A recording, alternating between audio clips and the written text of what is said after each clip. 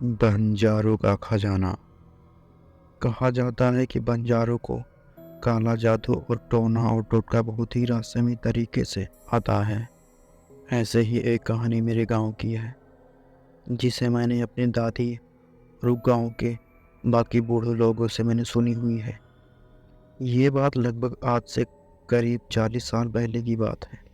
उत्तर प्रदेश के एक छोटे से गांव में कई बंजारे रहा करते थे। वो गांव शहर से थोड़ा दूर पर था। यूँ कहें तो वो थोड़ा आउट में पड़ता था। वहाँ पर खेत और जंगल की आबादी ज़्यादा थी और उस गांव में भी ज़्यादा लोगों की आबादी नहीं थी। वो गांव करीबन 40 घरों का गांव था और उसी गांव के बाहर कुछ बंजारे रहा करते थे। वैसे तो वो बंजारे हर साल पता नहीं कहाँ से आते थे और 6 महीने यहाँ पर रुककर फिर कहीं और चले जाया करते थे। उन्हीं बंजारों में से एक था उन बंजारों का सरदार, जो बहुत ही देखने में भयानक और काला जादू के मामले में वो ज़्यादा ही माहिर था। वो सारे बंजारे उसे मुखिया मुखिया कह के बुलाते थे। मुखिया हर दिन रात 12 बजे से लेकर 3 बजे तक वो अपने कबीले से निकलकर थोड़ी दूर जाता और वहाँ पर एक कंकाल और आग जलाकर कुछ मंत्र बोलता था। यूँ कहें तो वो किसी शैतान की पूजा करता था। लेकिन इस बात की खबर गांव के किसी लोगों को नहीं थी, क्योंकि वो मुखिया जो भी काम करता था वो रात के समय 12 बजे से 3 बजे के बीच में किया करता था। और उस पुराने गांव में भी ज़्यादा कोई बिजली की सुविधा नहीं थी, तो इसीलिए गांव के लोग भी 7 बजे ही सो जाया किया करते थे। एक दिन एक औरत जो उसी कबीले की थी, वो औरत प्रेग्नेंट थी और उसके बच्चा पैदा होने के 1 महीने बाद ही अचानक से उसका बच्चा गायब हो जाता है। और उस बच्चे को गायब करने वाला कोई और नहीं, उसी कबीले का मुखिया होता है। लेकिन अफसोस की बात तो ये थी कि उस बच्चे को गायब करने को लेकर उस बच्चे के बाप का भी हाथ था, क्योंकि उस बच्चे का बाप भी उसमें शामिल था। वो मुखिया उस बच्चे की बलि देना चाहता था। वो उस बच्चे की बलि देकर गांव के बाहर एक छुपे हुए रहस्यमय खजाने को पाना चाहता था। इसीलिए वो तंत्र मंत्र करके और उस बच्चे की बलि देकर उस खजाने को प्राप्त करना चाहता था। उस बच्चे की बलि देने के 14 दिन बाद वो खजाना बाहर निकलता। उस बीच में उस कबीले के सरदार ने अपनी और भी तांत्रिक मांत्रिक शक्तियों को और भी बढ़ा रहा था, क्योंकि वो खजाना एक जीवधारी खजाना था। उसे पाना इतना आसान नहीं था। बच्चे की बलि देने के बाद डेड फेस हो गया था। उसी दिन से 14 दिन बाद वो खजाना निकलता। सरदार के सामने कुछ सवाल रखे जाते और उसके बाद वो खजाना उसका हो जाता। इसीलिए उसने कुछ सवालों के जवाब पाने के लिए और तांत्रिक मंत्रिक विद्या को और भी तेज करने लगा था। धीरे धीरे वो समय भी आ गया।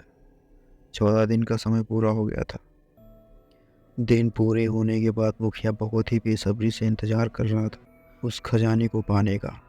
मुखिया बड़ी ही बेसब्री से रात 12 बजे से जाकर वो उसी स्थान पर बैठा था जहाँ पर खजाना दफन हुआ था और चारों तरफ देख रहा था कि खजाना किधर से निकलेगा।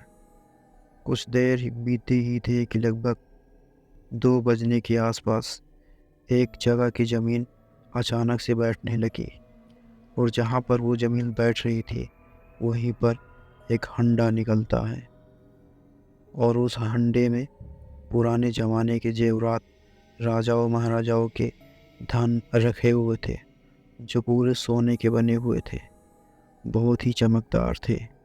और वो हंडा पूरे हीरे और जवाहरात से भरे हुए थे। वो हंडा ज़मीन से निकलने के बाद वो उसी एरिया में चारों तरफ घूमने लगा, क्योंकि वो खजाना एक जीवधारी खजाना था। उसको कोई आम आदमी न ही देख सकता था और न ही छू सकता था। उस खजाने को देखकर मुखिया खुशी से पागल हो जाता है और दौड़ता हुआ उस हंडे के पास जाता है और उस हंडे में अपना हाथ डाल देता है। उस खजाने को उसमें रखे हुए सोने चांदी के मोतियों को बाहर निकालने के लिए।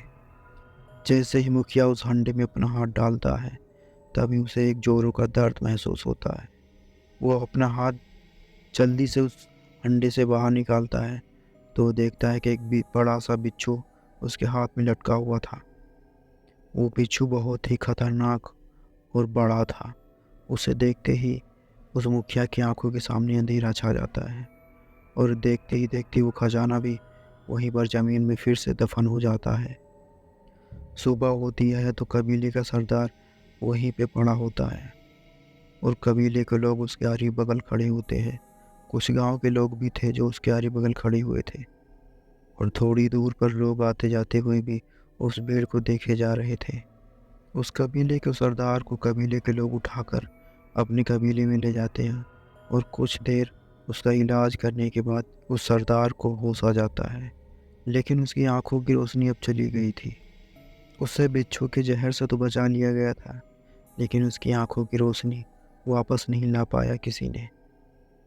उसे होश आने के बाद सवाल करने लगे कि बाबा, आप रात के 2 बजे के वक्त आप उस खाली जगह पर क्यों गए थे अकेले? फिर मुखिया ने एक मन गढ़ंत कहानी सुनाते हुए उन लोगों को डराने की कोशिश करने लगा। उसने बताया कि वहाँ पर एक भयानक चुड़ैल रहती है और रात 2 बजे मैं उसी को अपनी बस में करने के लिए गया था ताकि गांव वालों को कोई नुकसान ना पहुंचा सके। लेकिन वो चुड़ैल हमसे भी ज़्यादा पावरफुल निकली। उसने उल्टा मुझ पर ही हमला कर दिया और देखो मेरी आंखों की रोशनी चली गई। गांव वाले अब ये बात सुनकर डर जाते हैं। मुखिया ये बात जानबूझकर गांव वालों को बता रहा था क्योंकि वो खजाना ज़मीन से अब बाहर निकल गया था। वो खजाना अब हर रात ज़मीन से बाहर निकलता और उसी खाली मैदान में घूमता रहता था। किसी और की नज़र न पड़ जाए इसीलिए उसने गांव वालों को डराने के लिए मंदगरम कहानी बना दी। गांव वाले तो डरने लगे थे, लेकिन मुखिया कुछ बातों को लेकर बहुत अफसोस में था। मुखिया सोच रहा था कि बलि देने के बाद भी ये खजाना मुझे हासिल नहीं हुआ और वो बिच्छू हो ना हो, वो बिच्छू उस खजाने की रखवाली करता है।